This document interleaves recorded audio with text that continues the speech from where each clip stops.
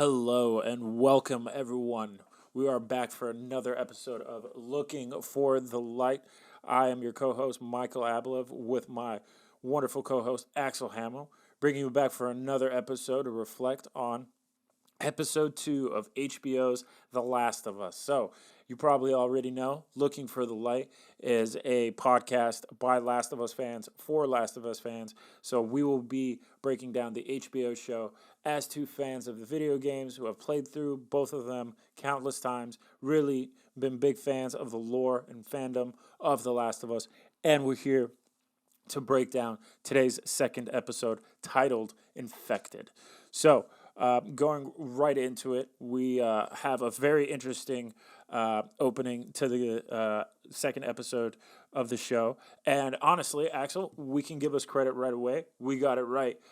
It looks like the prequels, thus far at least, have been throwbacks to at least sometime before the outbreak of the coronavirus. Still stuck in that world of the cordyceps virus.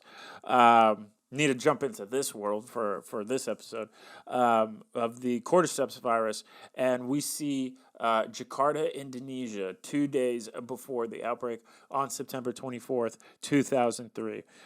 Pretty interesting with this cold open.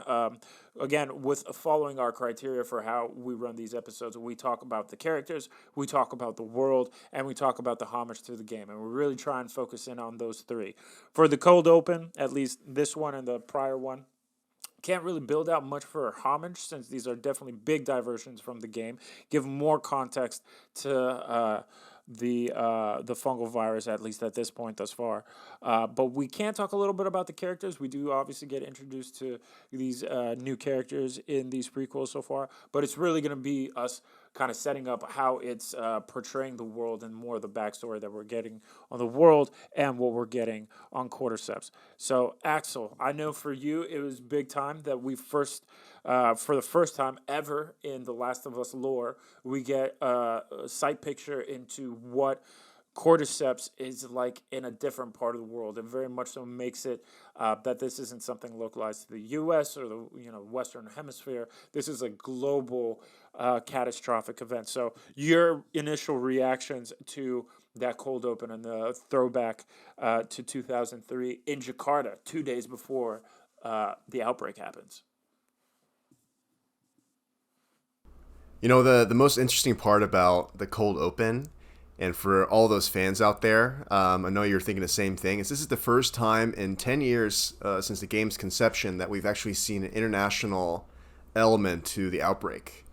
If you were looking closely into the first episode, there's a foreshadowing to this element where something is going on in Jakarta regarding the outbreak itself. So now we actually saw what was happening in that country. And we found out two things. We found out that the outbreak took place in a wheat factory. So everything we were eating in terms of grains out here, when it comes to breads or cereals or anything like that, would likely be infected. Most importantly, areas like hospitals, where in the game originally the outbreak started spreading, and you can probably assume the same with the Adlers of the first episode being infected, and their aunt as well, or Nana, so to speak. Nana, good old Nana. Nana. That's right. So thinking about this, and the mycologist there was shocked to see that there were, fungi growing in human bodies. First of all, in current science, in our parallel universe, so to speak, our current universe, our present universe, that's not possible. But in this parallel universe of The Last of Us, the fact that it's happening made the mycologist not only shocked but terrified. You can see that even just visibly shaking, talking about the consequences of the fungus and the virus and the outbreak. She knew that there was going to be disaster. She told the whole city to be bombed. That's how terrified she was. And, before theorists come around and say that she was infected, let's not assume the worst. I mean, she was shaking because she was terrified, but you never know. I mean, maybe she had touched Good point. fungus. Maybe she was infected at that point, right?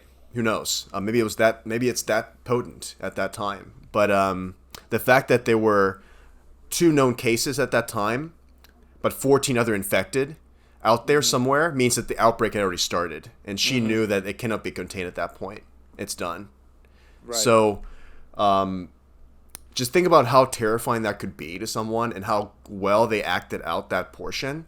It was also almost kind of a linked follow-up to what the first cold open was about, right? Which was, hey, if the atmosphere were to change for this controllable group of fungi, then this is the consequence. There's no cure. There's no vaccine for this. It's really do or die at that point. So naturally, I think it gave a great context into like what the expectations are for the virus and the fungus. Fun fact, if you're thinking about cordyceps and you're looking into it right now, I know that in the Last of Us universe, it's obviously it's consequential. It's a horrific zombifying fungus, but in our realm, our current present, it's actually a delicacy. People actually eat insects with cordyceps because it tastes better. So if that puts you in some kind of perspective, next time you think about cordyceps, it's actually a delicacy in our world. What do you think of that? Man, listen, I've had escargot. They're delicious, but then again, I've also heard people really love cicadas, and I can't say I've tried that, but hey, there's a time and a place for everything, man. I bet to each its own, right? Yeah. If you dip it in chocolate milk, I bet everything tastes great. Exactly. Well, yeah, you bring up some really good points there, Axel. One point that I wanted to highlight as well was, the internet sleuths of Last of Us fans that are out there, or at least those that were speaking all throughout social media and Reddit and the such. Man, they got it right. The flower theory seems like everything checks out. Everything looks good. You note that the factory workers that were the initial patient zeros, if you will, of the cordyceps virus. They were working in a wheat factory and a grain factory, I believe, as well. Largest one in the world happens to be in Jakarta. So, hey, it looks like the flower theory is checking out, and it's interesting to see if we get anything further built out from the from this pretty critical element now to where cordyceps comes and what's cordyceps' origin story, so to speak. Will be interesting to see if we get any more of these throwbacks to the other parts of the world, or are we just going to chill and stick primarily to the story or the world of The Last of Us, which is, within the greater United States, North America. But pretty cool, pretty interesting. Definitely adds more to the homage of the game, and I think expands upon the world that the game is. Though we will have to talk about some of the changes that do happen and have been further highlighted in the show, and the differences between cordyceps of the game and then cordyceps of the show. But I think we'll talk about that a little bit further on into this episode. All right, so cutting into 2023 now, after the title sequence has passed, we've got Ellie waking up in an abandoned building of some sort in Boston, on the outskirts of the quarantine zone, and we've got Joel and Tess kind of still needing to see some proof, if you will, or some validation that Ellie is 100% not infected. This is interesting how, though in the game they definitely were suspicious, they seem to kind of go along with it a lot faster. So it's interesting how in the show they're kind of building it out. Their suspicion of her totally makes sense. It's interesting how they really need to drive this justification, and I get it. Like, the characters are going to have their suspicion, but one thing that I also think needs to be highlighted pretty early is that so this is Neil Druckmann's directorial debut in television. I guess we could say hasn't gone into the film industry quite yet, but so much I think of this episode is like the character development and their portrayal. And a lot of it's going to be Neil's writing, I think, as well. obviously going to be a lot of Craig's in there as they went into this as like a joint venture, but this is very much so Neil's writing to establish, I think, who Joel is as a character, who Tess is as a character. We're throwing the spoilers now. We don't have much of her left in the series and in the story, but a little bit more of kind of like the relationship that Joel and Tess have with one another. I think they're establishing more of their backstory as far as they've both done bad things together in the past, so they have very much so like a history with one another. We're also getting a lot more of Ellie, a lot of more of her personality, her sass, but also her quick-wittedness, her intuition, and how she's a very resilient character. Multiple times asking for a weapon is something that is paying homage to the game. Ellie does do that as well multiple times before she's finally given something to defend herself with. But we're seeing a lot more of that kind of like build out. And it's nice to see as well, because I think it's obviously going to be very critical to more of those traumatic experiences further on that are going to develop a lot of weight, depth, and complexity to each of these characters. Axel, would love to hear your take on like that initial opening scene and some of this character development that we're seeing pretty early on. Yeah, I mean, I think those are excellent points. I think again, staying true to the game itself, like amazing visual representation of the background of Boston. I know that it was filmed in Alberta, so kudos to the set designers to make sure that everything was true to the post-apocalyptic world that was designed for the game. I think another thing too is that, and what I wished for more so is when we went through that initial opening sequence in Boston, there's two elements that really strike to me. Is that number one, the television equivalent takes place in the daytime versus nighttime, which is where we see it in the games. There's kind of like this escape notion, like the more sense of fear, as Neil puts it. Another thing too is that we kind of get that more of a human element at the beginning of the sequence, like them actually eating for staying put, camping out to eat and to socialize a little bit more. In the games, you don't really get that like warmth feeling that we're actually human beings and try to connect with one another. It really just skips into more of the action of the game. So really great to see that character development and socialization between characters and understand their backstories a little bit better. Another thing too is like when we go into sort of traversing the town of Boston a little bit more, Ellie's personality becomes more and more clear. And honestly, in a world like that, you kind of need some humor, right? I think sure. That's Wait what I until think the Bella joke book comes out. I think that's going to be a big homage to the game. Haven't seen it yet, but yeah, no, definitely keep going. Absolutely. No, I 100% agree. And I think can't wait to see what Bella Ramsey is going to pull for that. Like, she is doing her part so well.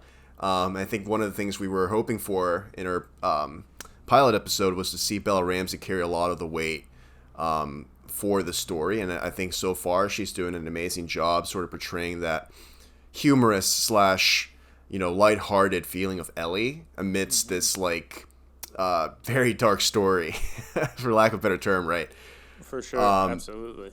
So with that being said, we're traversing through Boston. I would have really loved to see sort of more of the decay of buildings there. I think the main focus of the story, and we'll get into it more so, is like showing how the fungus interacts with the environment in the TV series versus the games, and just getting to the end point versus sort of the finite details. I think that's what the game did a little better, in my opinion, was to instill fear in the player and understand sort of, what is this threat? Is it your subconscious fear, or is it a physical fear, right? Mm-hmm. And I think that's sort of lacking, and I think that's something that maybe it's a little harder to display in that sort of artistic realm, which is, again, it's television. And being Neil Druckmann being the creator of the original game, Neil's first time directing a television series,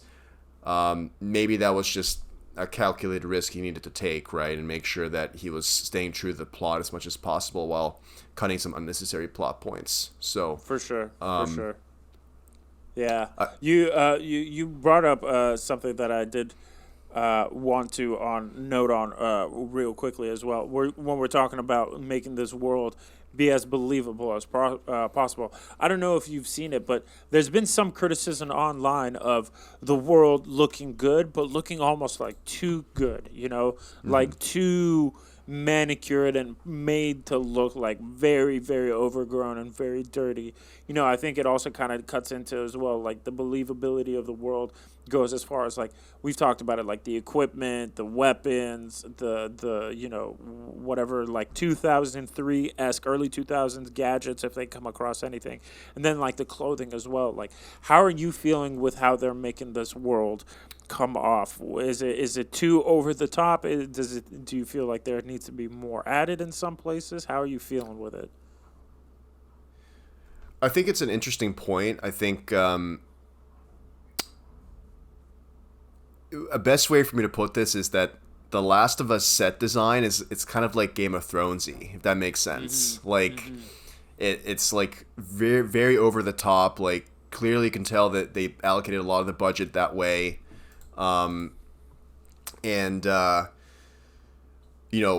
think they took a lot of the game design to seriously, to heart, but at the same time, like I think what I would have really wanted to see is like how how they keep their clothes like rugged. I mean, there's also like I'm glad you're saying it and not me. high, I'm not that happy right, with some of the clothes. right, and then like a element we talked about was like we're basing the story that's frozen in time within 2003, like, which means that you have to pay close attention to like the weaponry, the items that you see in the wild, the vehicles for that matter, right? The buildings, 100%. you know, is that going to be realistic? We'll see. I mean, so far so good, but not only are we heavily emphasizing on a world that looks like a disaster, but we also have to focus on how true are we staying to the actual timeline here. So For sure. yeah, I think from that matter, I really do agree with you. I think they over allocated the budget into like making it almost over realistic in terms of what Okay. we're expecting here. So Okay. Yeah, I'm definitely in agreement with you to some degree for sure. I do like how overgrown it is, but yeah, maybe at some point in time it does seem a little bit too much over the top. Maybe a too perfectly manicured to look so apocalyptic. I wish maybe a little bit less, but you never know what it did look like. If they had put in a little bit less granular to make it that look that way at the very least. But yeah, you had mentioned something as well with clothing. We had mentioned it in our prior episodes as well. With people looking clean while wearing dirty clothes or vice versa. I think the actors themselves are looking pretty grimy. It looks believable in a 20 years post outbreak of a catastrophic apocalypse. But some of their clothes, to be honest with you, some of their, the jackets, it doesn't seem to like sweat stained right. or reworn or sparingly washed type deal. Granted, they are coming out of the quarantine zone. Joel mentioned in the first episode that the last time he had been outside of the quarantine zone had been about a year. So we can assume that maybe they do wash their clothing, take hygiene relatively seriously. So we'll see. We'll see. Once we're a month or two into what this journey is going to have to be for Joel and Ellie, we'll see what their characters look like. If they make Hmm. minor detail changes there as far as their appearance, then we'll give them credit for putting in the attention to detail when it comes to stuff like that. But Yeah, no, I think traversing further into this episode, Axel, we get to the point of where we come across the horde of infected, and this is something that we're definitely going to have to digress into maybe a little bit later. But this is a pretty interesting point in the development of the infected themselves, and we will definitely give them some time to highlight that. But before we move on to the next, I did want to once more quickly note something that you had also mentioned, which was the fact that it seems like they're pulling parts from the game from different time points in the timeline and putting them into this section to kind of like further break out the character development. We can notice this in the video game, a scene where Joel and Ellie are passing through a hotel in Pittsburgh. The scene where Ellie is ringing the attendant bell and pretending that she is a guest checking into the hotel. That scene is pulled directly from the video game and thrown into this second episode. But here, instead of it just being Joel and Ellie, it's Joel, Ellie, and Tess, and it takes place in Boston. So it seems like they're pulling those scenes that could be slight little caveats to character development and throwing them earlier on. And here, interesting. It's paying homage to the game, but also changing up the storyline a little bit. So we could see a lot more of this coming in the episodes to come. But it's pretty interesting how they're doing that, right? How they're, I think they could be front loading a little bit with these small little caveat interactions between Joel and Ellie to build on that relationship. I think that they can use further on. Right, and I think another element that often people missed was that there's a portion of that scene where they apply flashlights, and in the games it's taped onto your chest. It's always visible, and you can always strap, toggle it on and off. I'd be curious to know, and leave it up to the audience as well. How do you think they can sustain energy or batteries for those flashlights? Knowing that there's scarcity in the world. It's not something you can just pick up on the street or from a grocery store or whatever. Those you can't really recharge them either. I don't think very many solar powered flashlights were created in 2003. But what I will say though that it also seems like from the way they hooked up the flashlights, it's not very practical either. The concept of having a floodlight that sort of projects in front of you makes sense, but if you have a flashlight that you pick up and you have one arm sort of not free, it's kind of a deterrent, right? So I think interesting design choice, I would say, but more realistic.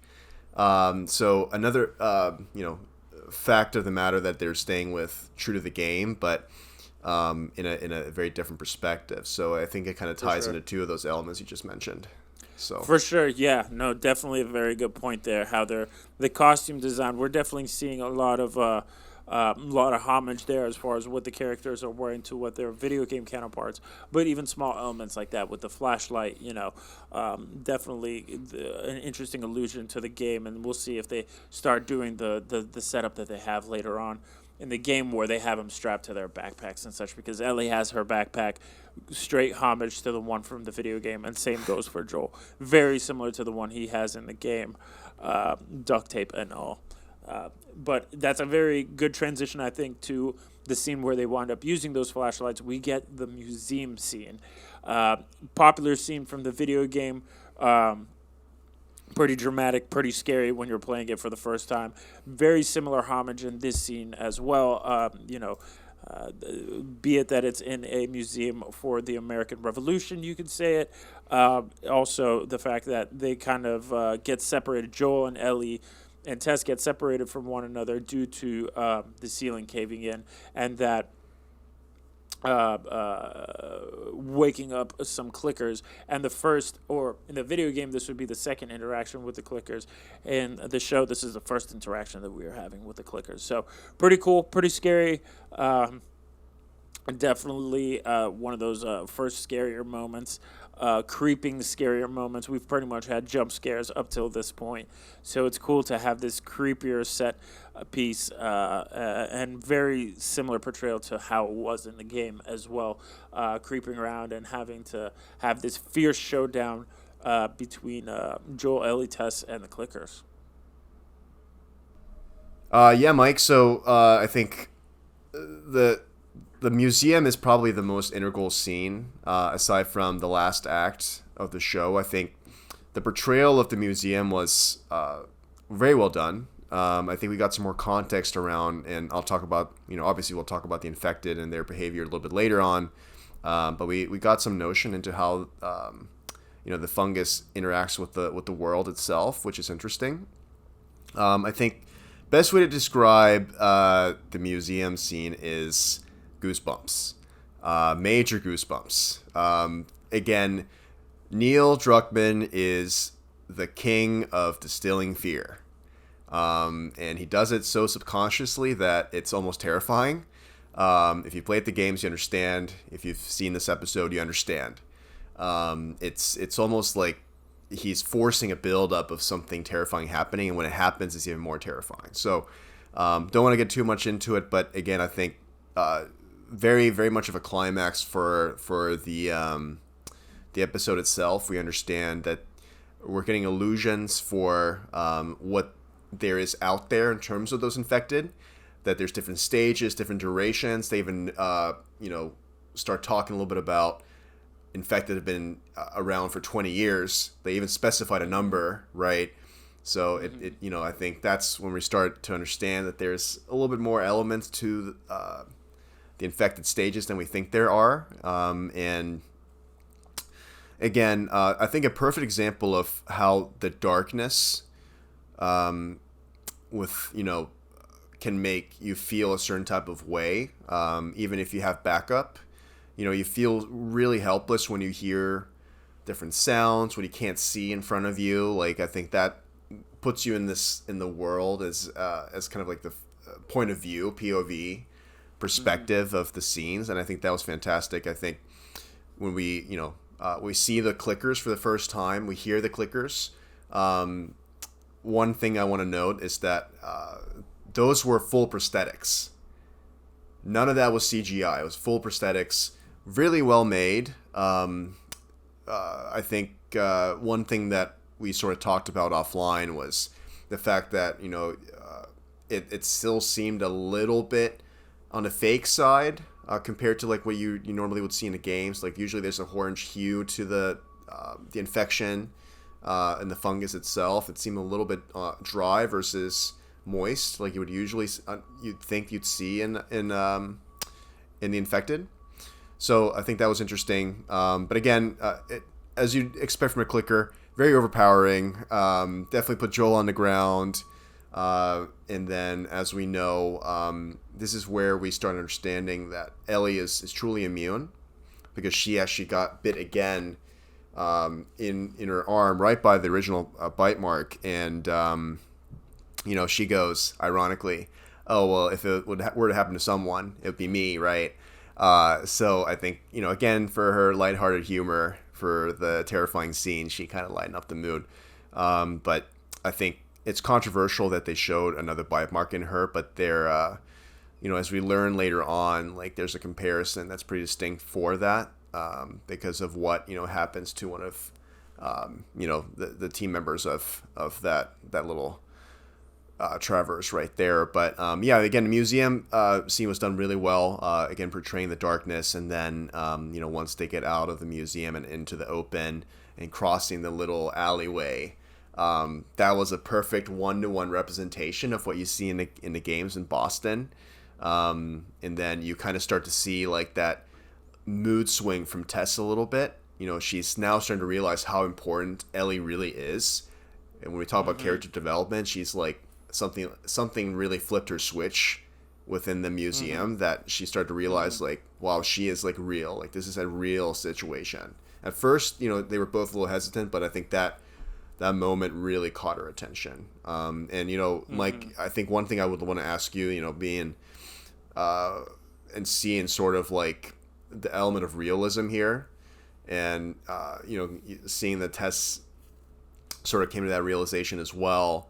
And seeing how this was sort of replicated into the TV series, what part of that do you think wouldn't match up with the games, knowing that there's infected difference between the two, and what part do you think was really well done with the museum scene as well?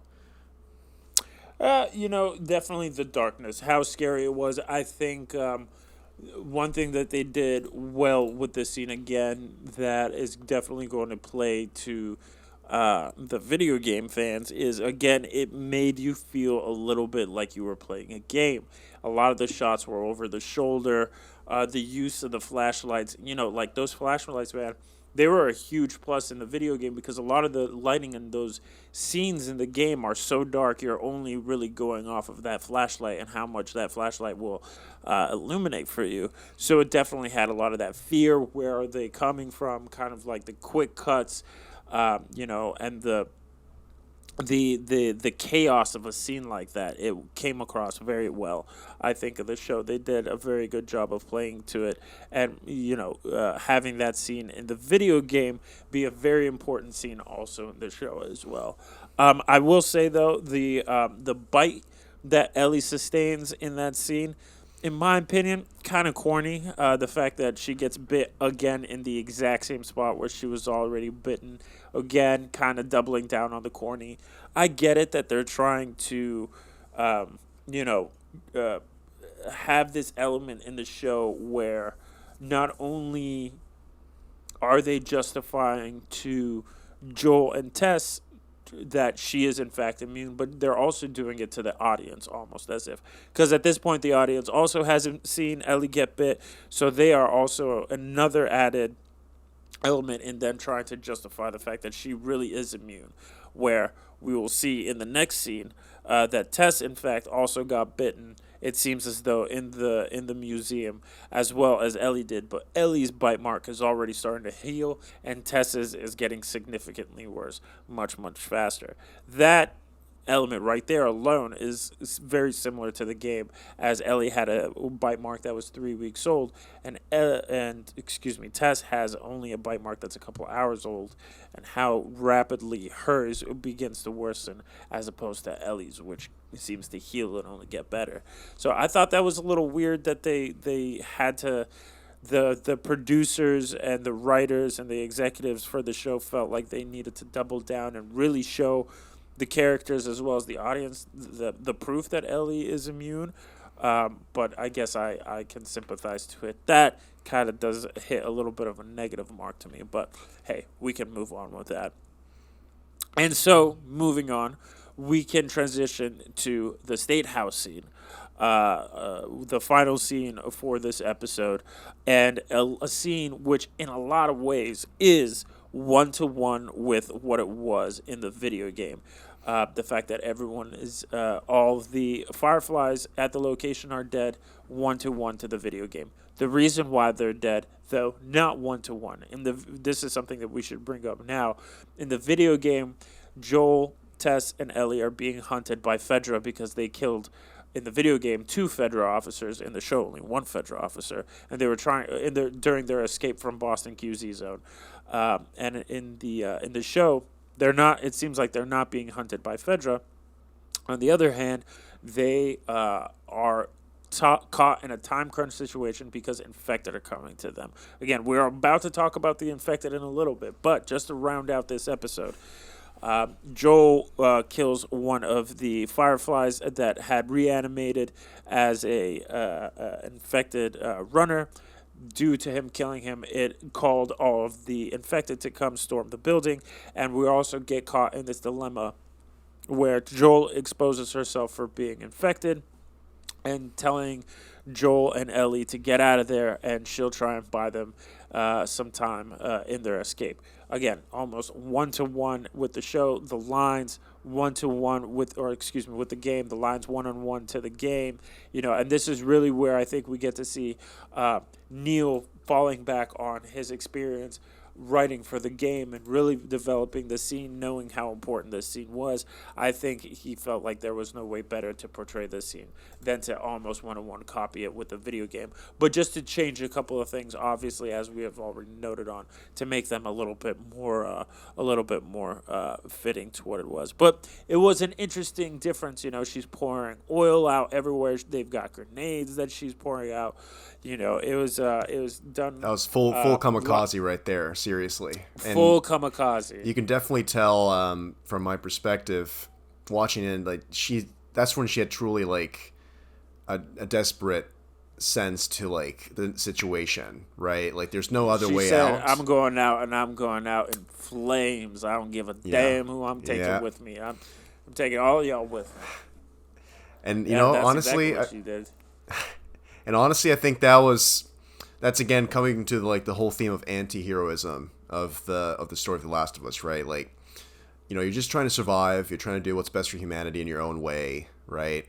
I just want to interject here as well and say that there's a couple of interesting themes while going into that last act, and it's one of them is when we look at the Boston skyline going into the State House, you see kind of the sunrise, which could signify kind of the hope that they were feeling, like, hey, we're gonna get Ellie, and Ellie's gonna go to her new chapter and like be that source of hope for everyone else, that they've gotten from the darkness to the light. When you're in the darkness, look for the light, right? It's another low key theme for the first title of the first episode, and then we get there, you get that whole other side of the theme, which is desperation, right? And that's when we figure out we're all kind of like jaw dropped while Tess is infected, and that's just like a one-to-one representation, perfect of the script of what that interaction was all about, right? Like you can see Joel is visibly shocked himself and like at disbelief of what just happened, right? And then Ellie could tell a mile away, and this is the first time we've seen Ellie in a while to be serious, right? Like she understood the weight of the situation. They all did, right? And I will say, though, that hugely convenient that there's oil canisters at the State House. I don't think anybody would have just put them in there randomly. Like, and just a huge box of nades. Yeah. Right. Exactly. It doesn't seem very, like, that definitely seemed planted. But yeah, a little too perfect. Right. Going into, like, sort of the changes or oversimplification of what the world is like, but I think perfectly portrayed sort of the emotional weight of that whole last act, and kind of like Tess playing her part to move the story forward. I think that was well completed at that point. So right, yeah, and we see the end of Anna Torv playing Tess. She's just around for basically an episode and a half, and then that's the end of her character. She played a very good Tess. Very believable, very, very honest to her portrayal, and her homage to Tess from the video game. I think it was really, really cool. We also earlier on got a nice little tidbit and found out that Tess is technically from Detroit, Michigan. So that was also an interesting little tad bit that they threw in there. But yeah, I guess the best way to round out this episode to talk our talk about Tess, and then to transition into our final topic, being the infected. Let's talk about how the episode ends with that frickin' kiss of death. So definitely, I think from episode 2, probably the most controversial thing being talked about is why the heck did they make a kiss of death at the very end? Axel, I would love to hear your opinion. I'll just kind of close it out and say that my quick opinion on it was that, I listened to to Neil Druckmann and Craig Mazin's kind of take on why they did that scene. I get it. I guess that they're trying to portray.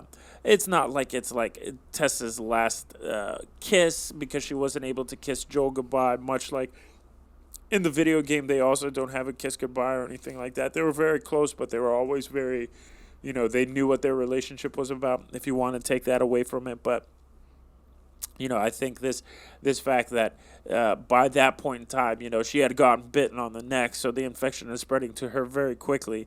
The fact that she's already starting to lose control of her hand, not being able to light the lighter. Maybe that was an element why, like, that an infected knew that she was infected and was just trying to get her to turn quicker by giving the tendrils right through the mouth going up into the brain. So, like, you can speculate all you want into it. I'm not part to the party that's all like, they were just trying to do it to gross you out. I mean, maybe, but not trying to make it all like truly emotional or romantic or deep in that kind of perspective. I don't really want to buy into that, but I'll take it for what it is, and bend the knee to Neil and to Craig in the sense that this is their show, this is their adaptation, and we're just gonna kind of take it for what it is, and judge it on the merit of how we react to it. So for me, different, weird, kind of nasty, definitely, maybe not feel good, but it was still cool, that scene. I guess. And weird ending. I'll call it a weird ending, but not something that's killing it for me. Would love to hear your take on it, and then would love to talk about the infected, because that's definitely a piece of this pie that we need to cut up into smaller pieces as well. So I think I now understand where the show got its PG-13/M rating, right? Uh, so Yeah, none none of of the the blood and violence, guts right? from earlier. Yeah, Right. exactly. Um, yeah, I mean, lack of better term, I think it was somewhat disgusting. Rather not see that. I think, although talking about again the emotional weight of the scene, like I think it added to like the complexity of like what the fungus is and how it can interact with other folks that are infected. I think another thing that we should also note, and if you missed this on the first episode, there was a small flyer that said this actually doesn't exist in the game, but it does in the show. Depending on where in your body you're bitten, it actually gives you a duration of time that you have before you're actually a goner. It details that if you're bitten in the foot, that's when you have the longest duration between being bitten and being infected. Same thing goes for your hands, and then if you're in your neck, then you're basically donezo within the day, right? You're So fucked. you're screwed. And so looking at tests, like she showed the intensity of her bite mark versus Ellie's, and obviously she's shaking. You can tell the first symptom of the infection is happening. I don't necessarily know if the lighter not working was because of her infection or if it just didn't have enough juice, but I think either way you can tell that. Yeah, I mean, she was scared shitless at that point, like I would be, and Right. she was frozen because she didn't know what to do whenever she came face to face. Like she very interesting behavior for an infected not to attack another person. So maybe there was an element of the fungus interacting with one another that we'll talk about in a little bit. But again, once we saw the tendrils sort of interface, it kind of got really sort of terrible rom-com gone wrong sort of notion there. And so I wish I probably would have fast forwarded there a little bit, but thank God she did her duty and blow the place to bits. That's all we really needed. Amen. So, and with that being said, I mean, we're right at the end and everybody's shocked and the story moves forward. Right. Also, very cool homage. Bonus points homage to Neil Druckmann. I don't know, very few people caught it, but I did see it, and I saw people talking about it online. The lighter that Tess used to light up the State House and blow that whole thing up to smithereens was a lighter that was very similar to the lighter that Nathan Drake's brother, Sam Drake, in the video game uses. So Naughty Dog shout out right there, low-key homage. Very, very cool that they included that in there in the game. Anyway, let's talk about these infected. We get a little bit more about these infected that we never had in the game. We had spores in the game, and now in the show we don't have spores. With some of the breakdowns that I had heard, I believe it was from Neil and from Craig. Maybe it was just from Neil. But the reasoning they flushed it out a little bit more now is the fact they didn't want to do spores, because if it was spores, the fact that in the game spores is only really a threat in dense, dank, small, cramped areas with not a lot of airflow. They wanted to do away with it because they believed that that was unrealistic. That if it was spores, they would be everywhere. So everywhere would be potentially a threat.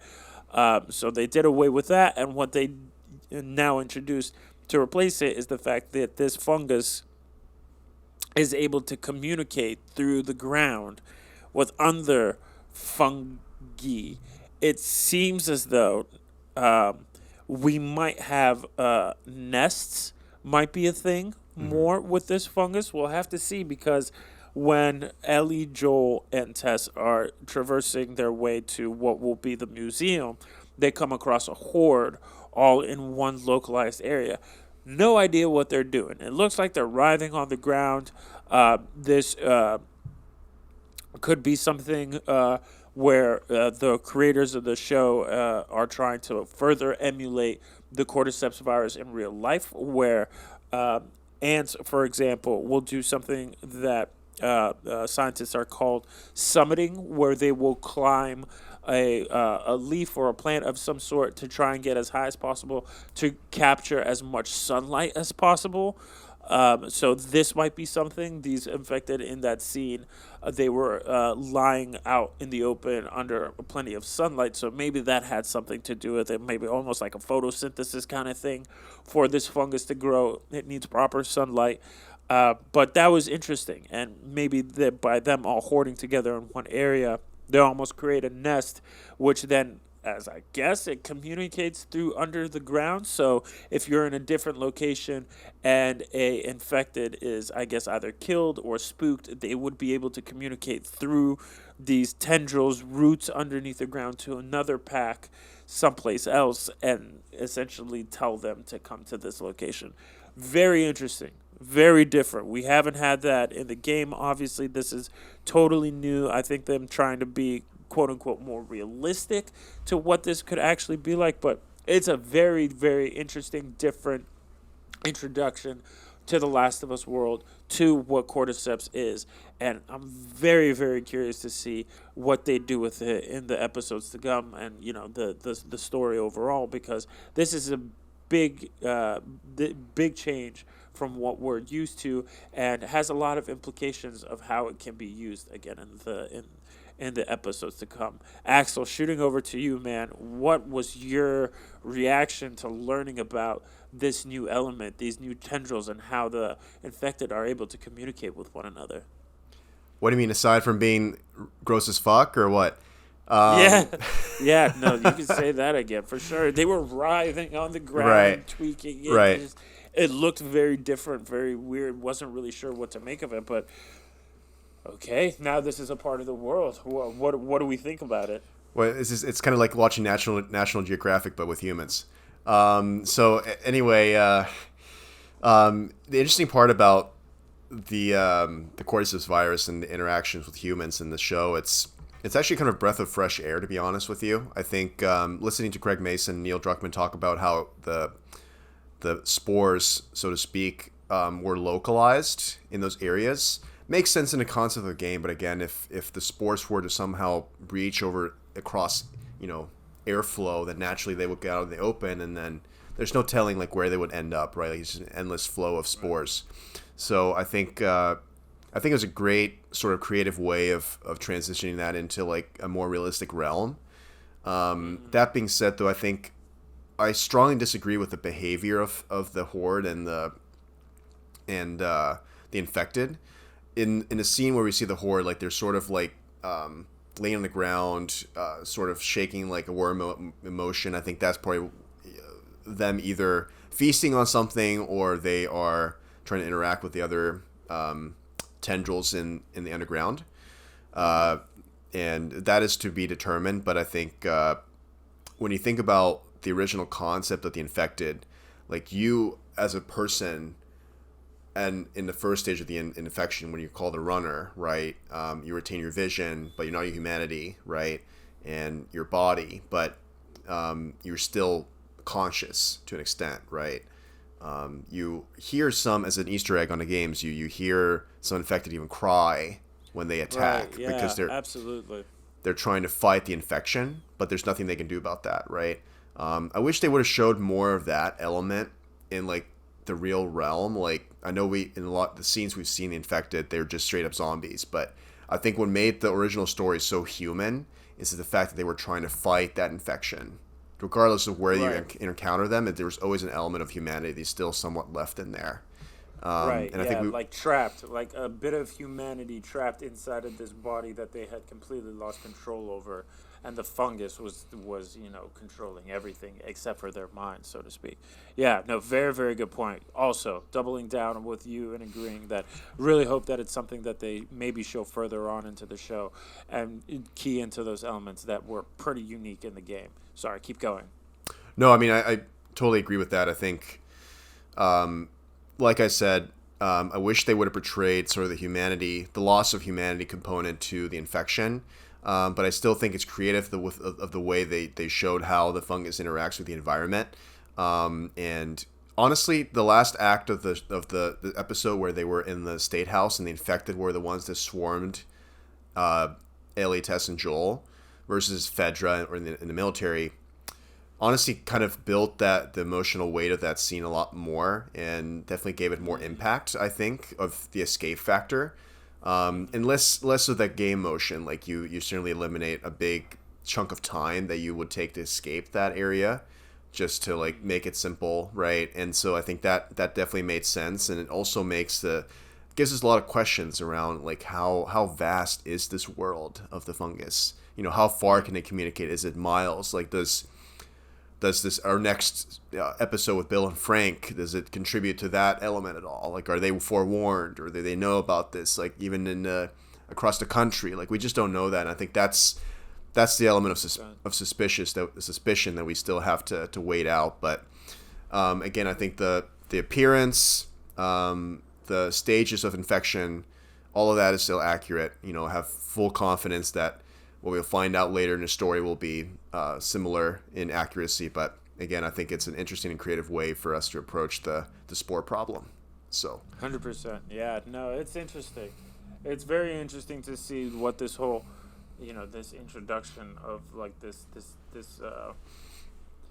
cordyceps 2.0, if we want to call it that, how different it is from the video game. The podcast with Troy Baker, Neil Druckmann, and Craig Mason, the official The Last of Us podcast. Neil had said that once they introduced this new concept into the show, he immediately was like, "Oh, I wish we had that in the game because that would make for great right. gameplay." So definitely very very interesting. Like I'm sure when this was first brought to like a concept table, and they were first like throwing around the idea, it's interesting where they develop that to further on in the show, how they're going to make that play into it. I'm sure it's going to be something that's going to be pretty critical in a couple of scenes, maybe in Kansas City, definitely maybe in places like the Colorado scene. So very curious to see where they go with it, man. It's an interesting addition into this world, but we just really hope they build alpha on it as well. I guess let's also talk real quick about the clickers themselves, since they are pretty big characters. We had mentioned it a little bit earlier how, the maybe the prosthetics, though the prosthetics looked really really good and was amazing that they were able to do that, have actors be able to act out those motions that clickers makes it look very very cool. But maybe how the prosthetics could have looked just a little bit better, a little bit more believable, instead of looking kind of like paper mache, a little bit like a human wearing like a weird fake contraption on their head. But they were still able to make it scary as hell in that scene and look very very very very identical, I would say, to what they look like in the video game themselves. There was no clicker that looked like it strived away from the game. It looked like a one-for-one inspiration from the game, these clickers, which was pretty cool to see, and pretty damn scary to see too. I I echo that a lot. I think you're 1,000%. I still am amazed that they, in the world and realm that almost everything is CGI, they opted for practical effects on that. Really well done. And they said, quote unquote, we got actors that are fans of the game to do the motions Oh yeah. for the clickers. Kudos to them. I think they did an incredible job. But like you said, I mean, I think there's still some room. There could have been some room for improvement there, for sure. Yet to be seen, like how different environments, different climates affect the way clickers look in this world. But I think for first pass, I would say a good 3.5 out of 4 out of 5 stars on that performance. So For the clickers or the episode as a whole? Clickers themselves. Oh, Yeah. gotcha. Okay, cool. Heck yeah. Well, Axel, I think you bring up a great time is to give our overall grade to the episodes. Here at Looking for the Light, a podcast by Last of Us fans for Last of Us fans, we don't really like to take the 3 criteria so hard in the sense of the characters, the world, and the homage, and really base that onto any kind of grading scale. We just like to highlight these 3 categories, devise our own thoughts and opinions around them, and then kind of give an overall grade at the end. How does that episode leave us, what taste does it leave in our mouth? Hopefully it doesn't taste like a nasty, sloppy tendril kiss from an infected, like poor Tess had to go through. But hopefully it left a pretty good one. And with that, Axel, I think the last time you gave your grade, I'll give my grade first this time. So for me, I'll give this episode a solid A. I'd like to go on the 10-point grading scale. So with this one, I can't give it a 9.5. I can't give it a 9.3, though. I'll give it a 9.4. This was a pretty good episode. Love that this was Neil's directorial debut. Very, very beautifully done. Good setup, I think, for the characters, their connection, their emotions, the traumatic experiences that Ellie and Joel are going to start experiencing now have kicked off.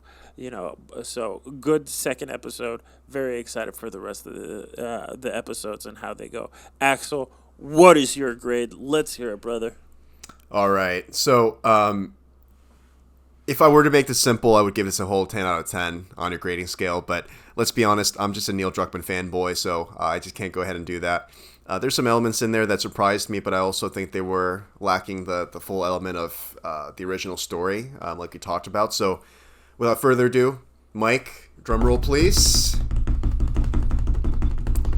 And I'm going to go with a 9.5. Also a solid A for this episode. I think it was really well done, minus a few small elements, but I think they set themselves up really well for the follow-up. So really well done.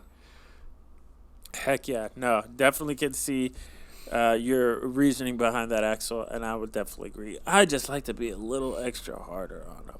Anyway, let's finish out this episode with some fun predictions for the next ep to come. So we get Tess telling Joel, take Ellie to Bill and Frank's.